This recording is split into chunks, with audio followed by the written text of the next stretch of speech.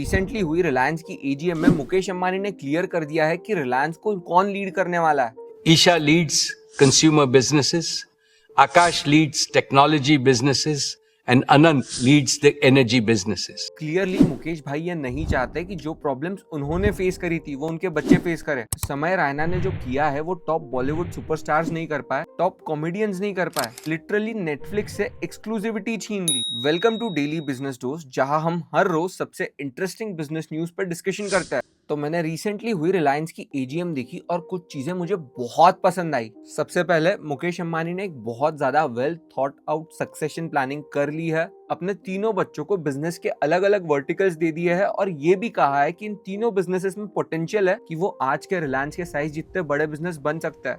सबसे अच्छी बात मुझे ये लगी कि उन्होंने अपने डॉटर को भी बिजनेस का हेड बनाया, क्योंकि जनरली बड़े फैमिली ओन्ड बिजनेसेस में डॉटर को शेयर्स दे दिए जाते हैं, बट यहाँ पर ईशा अंबानी बहुत बड़े बिजनेस वर्टिकल यानी रिटेल को लीड कर रही है। और अगली चीज, ऑफ कोर्स हर बार वो एजीएम में जियो की भक्ति करते कि कैसे जियो ने इंडिया को बदल के रख दिया, जो कि ऑफ कोर्स सच है, बट इस बार लिटरली हर किसी ने एआई, डीप टेक और एडवांस मैन्युफैक्चरिंग इन वर्ड्स का बार बार यूज किया। इसका इंटरप्रिटेशन ये निकलता है कि वो एक्सप्लिसिटली ये चाहते हैं कि इन्वेस्टर्स रिलायंस को सिर्फ एक ऑयल कंपनी समझ के ना देखें।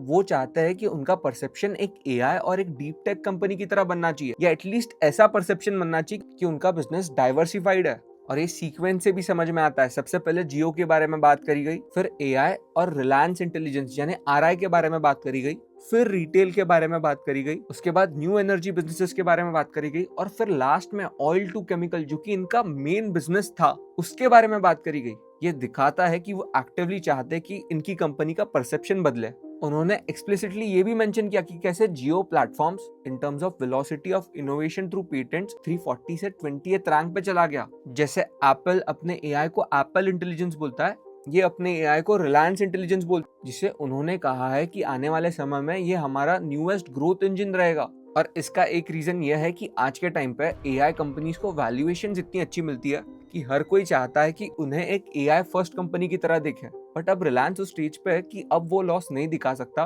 उन्हें हर साल अपना प्रॉफिट बढ़ता हुआ दिखाना पड़ता है। इस वजह से उन्होंने कहा कि हमारा ऑब्जेक्टिव है कि हम प्रॉफिटेबल एआई इंफ्रास्ट्रक्चर बिल्ड करें। अगली न्यूज जो कि बहुत बड़ी थी, आकाश अंबानी ने कहा कि हम इस वक्त लो अर्थ ऑर्बिट सैटेलाइट पे काम कर रहे हैं। उन्होंने कहा कि हम इसके डेवलपमेंट को इवैल्यूएट कर रहे हैं, और अगर ये एक्चुअल में हो पाता है कि रिलायंस अपने सैटेलाइट का कॉन्स्टलेशन ऊपर भेज सके, तो वो स्पेसएक्स के साथ कम्पीट कर पाएंगे, जो कि बहुत इंपॉर्टेंट है। जो कि हमने पहले भी एक वीडियो में बात करी है कि रिलायंस जैसे प्लेयर्स को सैटेलाइट इंटरनेट कम्युनिकेशन में आना ही चाहिए, क्योंकि इट इज वेरी रिस्की। सिर्फ एक इंसान पूरे दुनिया को सैटेलाइट के थ्रू इंटरनेट दे रहा है, वो भी इंडियन नहीं है। एंड बेस्ट पार्ट मुझे इसमें कंटेंट कॉमर्स लगा कि मान लो आप कोई मूवी देख रहे हो, मूवी में आपको कोई प्रोडक्ट पसंद आता है, आप फाइंड प्रोडक्ट पे क्लिक करते हो, तुरंत उस प्रोडक्ट को ऑर्डर करते हो और अपना मूवी एक्सपीरियंस कंटिन्यू करते हो। आप समझ रहे हो ये कितनी ज्यादा बड़ी बात है, और ये रिलायंस आज की डेट में कर सकता है। कैसे? रिलायंस कंटेंट खुद प्रोड्यूस करता है, रिलायंस कंटेंट खुद डिस्ट्रीब्यूट करता है, और अब रिलायंस अपने ब्रांड्स बनाते जा रहा है। रिलायंस के पास है जियो स्टार, इंडिया का सबसे बड़ा एंटरटेनमेंट और टेलीविजन नेटवर्क। मतलब इनके पास लोगों का अटेंशन तो है ही, बट लोग चीजें खरीदते कहाँ से? आप बताओ आपको क्या चाहिए? आपको कपड़े चाहिए, आप आजियो से मंगा लो।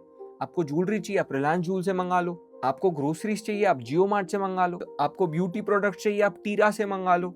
रिलायंस लिटरली आज के टाइम पे हर चीज का डिस्ट्रीब्यूशन भी ओन करता है। और अब फाइनल चीज होती है कि आप मंगाते क्या हो। अब यहाँ पे आप गेम समझो। अब जब रिलायंस के थ्रू ही आपको प्रोडक्ट डिस्कवर हो रहा है और रिलायंस ही आप तक प्रोडक्ट पहुंचा रहा है, रिलायंस खुद ही प्रोडक्ट बना लेगा।